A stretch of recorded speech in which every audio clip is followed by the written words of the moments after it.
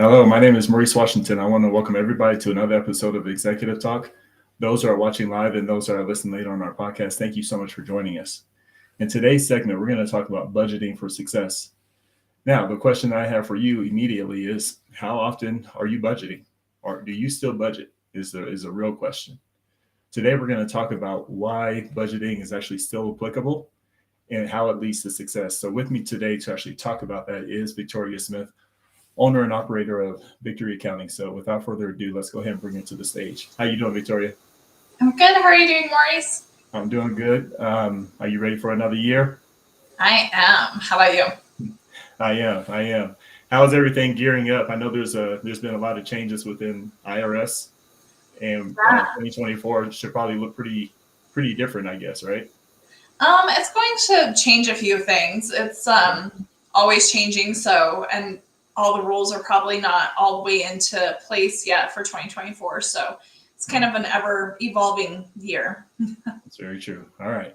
Well, let's talk about the topic at hand, which is budgeting for success. Now, I'm going to ask you directly, is this a lost art within business?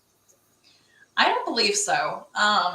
Budgeting can give us a lot of tools that we can use in our business, not only to help manage finances for maybe upcoming expenses, but also to help us set goals so that we continue to push ourselves and not get stagnant in our business. Okay, that's fair. Well, let's go ahead and talk about this. You already gave us some bullet points right off the top, which is pretty interesting here. So why create a budget? And you gave us 3 bullet points of income covers your expenses, set goals, and also plan for the future and your long-term goals. Break that down for us in your world and how you view that. Right. So if you have an upcoming expense, let's say you're trying to focus on buying a new vehicle, or maybe you'd like to have a physical location or a building, or you've outgrown where you're currently at, trying to set aside some finances and money for those different goals. Maybe you have a piece of equipment that you have to purchase here relatively soon. Having those type of things in your budget so that you can kind of look at how your cash flow is coming in and kind of where it's going out gives you a good idea of where you want to put your money into. Okay. So let me ask you this. So if I'm a new business owner and I'm looking to set goals, typically I'm going to set my goals skyrocket because I'm excited. My idea is finally here. Got my LLC. I got my, whatever corporate filing status I have. But then I start setting these goals. So is my budget going to look way too astronomical? Do you think that's even a thing? When it comes to I budgeting? think that as we continue, we're going to talk about several different types of budgets so that way you can kind of give yourself more of a realistic goal, some break-even goals, just different things to help you navigate as you're building your business. Okay. These can also be great for if you're trying to grow your business, so that way you're continuing to give yourself different things to shoot for. That's fair. All right. So early in your conversation, just a second ago, you were talking about break even. So let's talk about that. So tell us what this means here. So when you set up a break-even goal, you want to figure out how much money you have to make in order to pay all of your expenses. Of course, if you're starting out, you may not know exactly what your expenses are, but putting at least a general idea of what you think you're going to be spending is a great way to help you get started. So definitely having an accountant or somebody who can help you with this would be most beneficial because they have a better idea of maybe what you're going to spend. I see. So is this a common practice in which a lot of accountants do with their clients? Because and this is to be transparent, I haven't seen too many accountants, and maybe because I didn't ask or whatnot. But is this a common practice that you see accountants do with their clients? I haven't seen it be common practice. It's usually only if clients ask for it.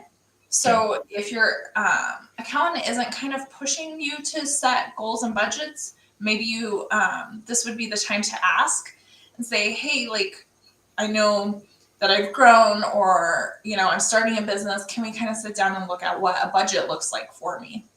Okay. You gave us an example of a break even. Go ahead and tell us what this means and how to read this. Right. So I did a break even budget for an entire year. I set what the minimum amount that they would need to make each month, and then kind of an idea of what they think that they're going to spend on expenses. So if you look at the very bottom, I broke it down by how much you would need to make a week and how much you would need to make a day. So if your average client for this hairdresser is bringing in about $175, then they would need to have a little over one client a day in order to break even. Got it. So in this hairdresser scenario, Correct. this is, you can set your business up more of a kind of retail shop where you get clients in frequently throughout the day. If Right. you're a service provider, you may not be able to have that same type of business, and maybe you can grow to that point where you have that retail like feel. But sometimes a lot of service businesses don't have that same, daily interaction with clients. Is this Right. is it still the same concept? Yeah, I would still break down like what you need to be making a day or every week. Of course, you can always look at like the monthly budget of what you're going to have coming in. So if like everybody pays subscriptions at the beginning of the month, then you kind of have an idea of how much you need to be making in those subscriptions. I would take your average subscriptions and then how many clients you need to hit that average. Got it. All right, that makes sense. I like that. Let's talk about this one, which is your profit budget goals. What does that mean? And talk to us about some of the bullet points you provided. Right. So with your profit budget goals, this is more of a realistic budget, something that you know that you're going to easily be able to hit these numbers and what you think you're actually going to be doing. This is a great way for you to make goals that are pretty easily obtainable, so that way when you're looking at your budget and what you've got going on, you're going to be able to hit those goals so that you continue to feel good about where you're at in your business. So this is a great way to also plan for those bigger expenses, what you might have going on, so that way you can also say, okay, I'm going to have more money in these months, but I'm going to have this big expense maybe later on. So I need to put some of that money that I'm going to make in those months away for that upcoming expense. Is there a mutual ground here where you see yourself, because this is what happens with everybody when they set goals. You set goals based on an expectation that hasn't been realized, that hasn't been seen yet. Throughout that process of the goal setting, you see that turbulence, you see a bumpy road. You didn't expect this month to be so slow. You didn't expect 2 months in a row to be slow, and all of a sudden you have a high month. Is this where people get out of rhythm of making goals such as what you're mentioning? Yeah, sometimes if we're not hitting our goals, it may be a blow to our confidence in what we're doing. But that's also a good time to look at, okay, this is where I'm at. This is where I budgeted. Where did maybe I get outside of my budget? Where did maybe I spent more money on certain things, or did, like different things happen with income? Sometimes, let's say people pay ahead of time. So maybe you have money in the prior month that didn't carry over to the next month, or people paid late. And so then 1 month looks very small, but then the next month looks much larger. So there's also timing variances that you have to look at when you're looking at your budget, and kind of take those into consideration. All right, great. That's a great statement. Let's show everybody this. Go ahead and explain to us this particular, because this is the profit budget, right? Yeah. So this is where you're trying to make a profit, something that is going to cover your own expenses as well. And so with this profit, I have the hairdresser making around almost $8,000 a month. And then after paying all of the expenses and everything, they're bringing home about $3,715. The thing that I always like to look at is what do we need to do weekly, and what do we need to do daily in order to hit these goals? If you look at their daily profit, they need to be making about $365 a day in order to hit this budget. So if you have an average client coming in spending $175, then you need a little over 2 clients a day in order to hit this goal. Now let's say you increased your budget, or you increased your sales, or you increased your prices Your for your prices, yeah. services Right. up a little bit more, so that you're closer to $200 or so, then you'd only need 2 clients a day in order to do this. So looking at this budget and getting those breakdowns is a great way to take some analytical views of everything and kind of break everything down and go, if I increase my prices a little bit, it'll be easier for me to obtain this goal. That's so positive, and it's starting to make sense to me on when we're talking about the success factor.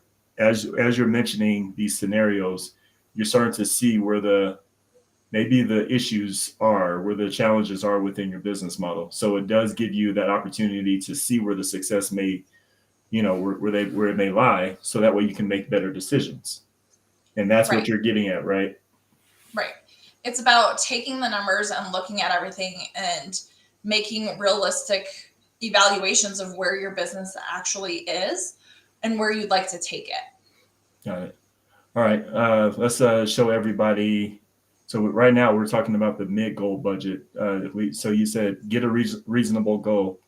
And what is a reasonable goal in your world here, Victoria? How do you deal with that word reasonable? Right. So reasonable would be something that's like maybe not exactly where you're at with the profit budget, where you make sure that, these are obtainable goals that you're easily going to hit, going a little bit above that. So making sure that I would like to increase my goal to these, and this is where I'd actually like to be.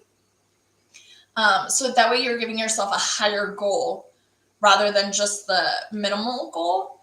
So that way you're reaching towards something. If we don't have anything that we're reaching towards, we're never going to try to get more clients. So this is a good way for you to say, okay, I'm at this spot. This is where I'd like to go. What do I need to do in order to get there? All right. Let's go ahead and bring in this example of the mid goal and show us the difference in, when you did your break even up until this point in profit, now you're up to mid goal. What are you experiencing as a business owner at this phase? Right. So we're trying to increase by a little bit. We're trying to hit $10,000 a month, which may feel like a very high goal for some people. Like when you look at it monthly, you're like $10,000 a month, $120,000 a year. That feels really high. I'm not sure I can do it. But when we start to break it down and look at the weekly goal, which is only $2,000, 308, then, that may feel a little bit more doable. But when you really break it down per day, where you only have to make $462, then you may feel a lot like that's a much easier goal to hit. If I make $500 a day, I'm easily going to make my goal. And then the daily goal is also based off of a 5-day work week. So only 5 days out of the week do I need to hit $500. So it makes it a lot easier to do these different goals is if you know what you've got to make per day. And then maybe some days you have a smaller day where, you only make 300, but then the next day you make 700. Well, then you made up that money that you were missing the previous day. As you're talking, and just in that very last example, one thing that this budget actually is providing you is showing you your rhythm of your business. Right. You're seeing that maybe Wednesdays is your best day, or you see a habit of Wednesday, Thursday are your most exciting days in your hair salon. So maybe that's the day that you book the most, or you can just start to find a level of expectation, which, like you were saying, some of the thing about goal and success is knowing that you can actually achieve the goal that you put down. And I feel like that's where it's driving you to. Right. And let's say maybe Saturdays are a really busy day for you. A lot of people like take the weekends off, but maybe Saturdays are a better day for you to actually be in the shop and making that extra income. And then maybe you take another day off. Maybe you take Sundays and Mondays off, or, you'd rather have Sunday off and Wednesday off, or, kind of looking at where your income is flowing through. If you have a slower day in the shop, then take that day off. So kind of having an idea of where your income is coming from and which days are your better days can help you manage making those days that you are there the most profitable for you. Yeah. I think you're saying something that I seem to forget, that business owners are typically looking for where they can have some freedom, right? Have a little bit of fun. Okay. That's fair. Well, I That's all right. always recommend that, clients take time to rest, take time to Yes, recharge, that's because right. if you're constantly going 7 days a week and you're not taking any time for yourself, you're going to burn yourself out. And Mm, that's not what we want to do. I don't recommend that as an accountant. I recommend that you have rest, you have time off, you take vacations. So it's just knowing how to build that time into your schedule.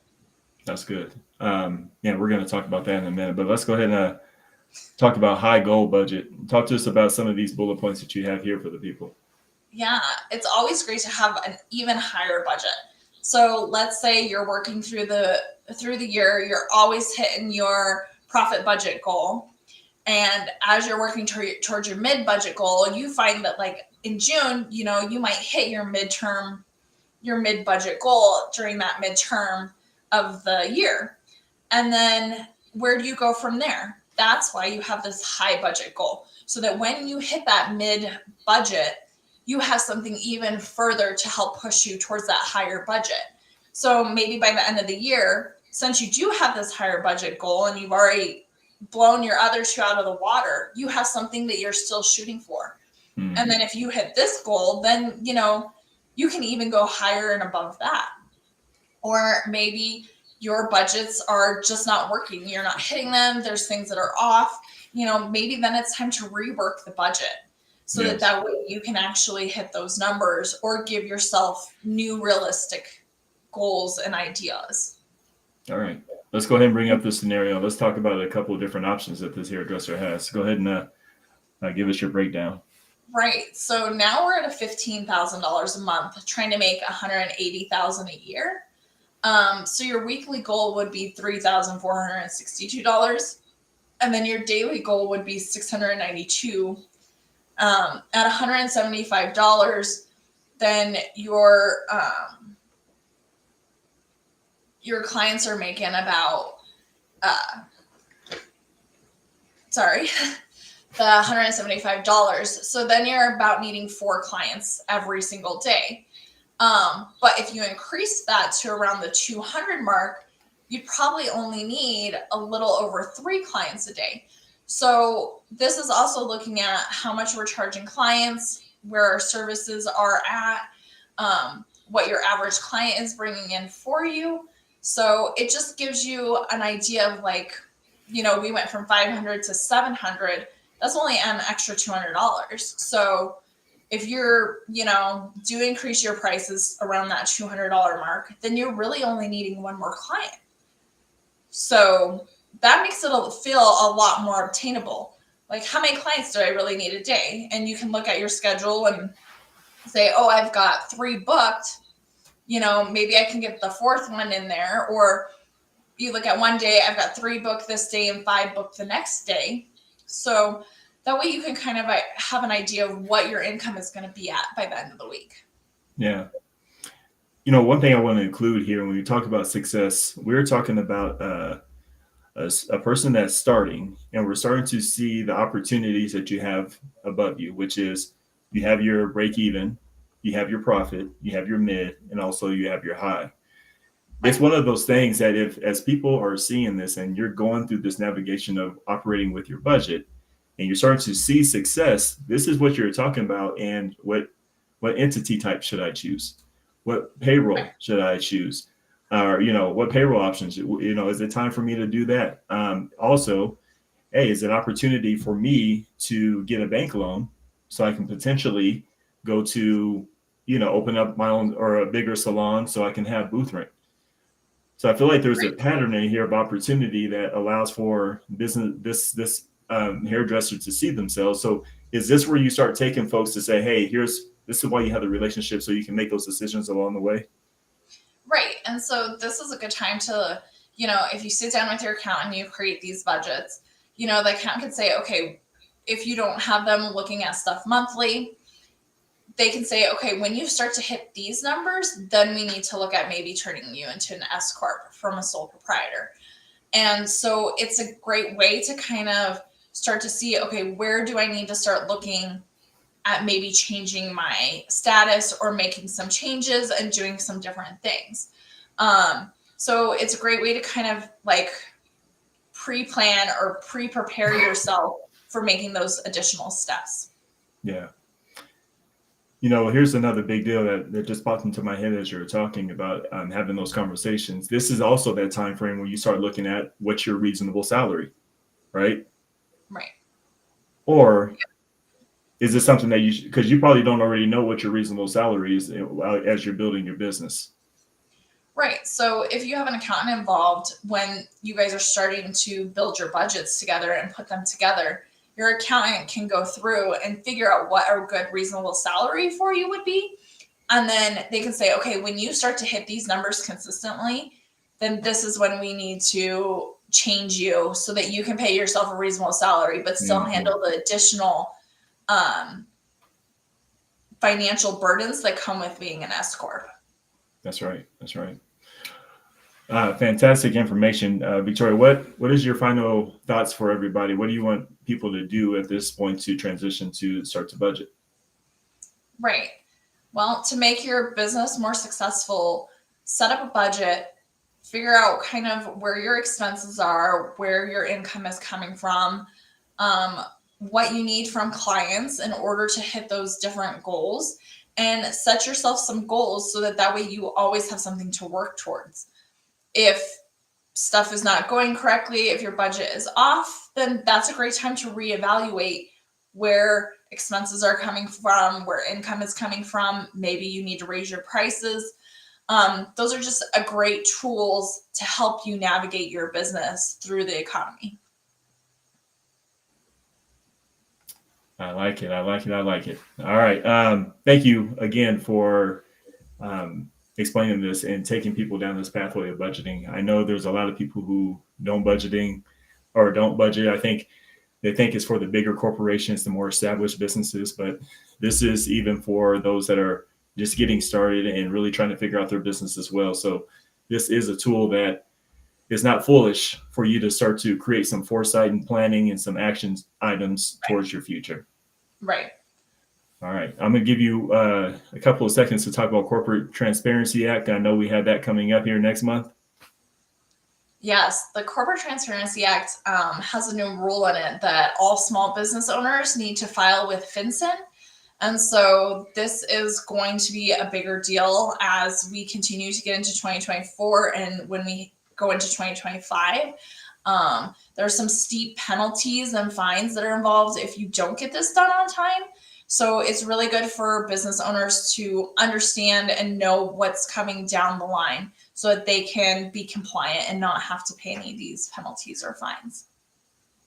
You're always amazing. I appreciate you bringing this to our forefront, bringing it to the forefront, and we will see you next month and we'll talk about that. In the meantime, hey, get those taxes done.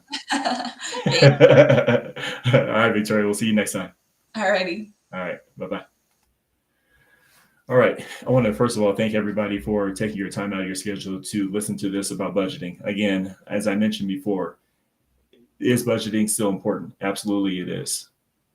One thing that business owners need is we need foresight. We need to create expectations and goals for ourselves. It's not the time for us to look at ourselves and say, hey, I don't typically hit goals.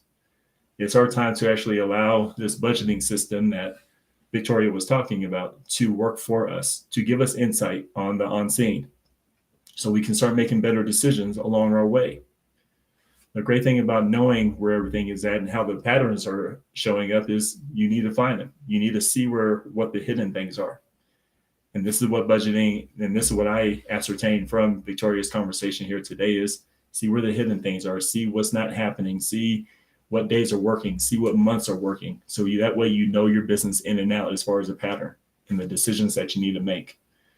But again, I want to thank Victoria especially for, again, taking so much time to bring a wealth of information that us as business owners need to succeed. And this is exactly the type of recipe that we need. So in the meantime, Victoria and I, we actually had to get back to work. So we'll see you next time. All right. Bye-bye.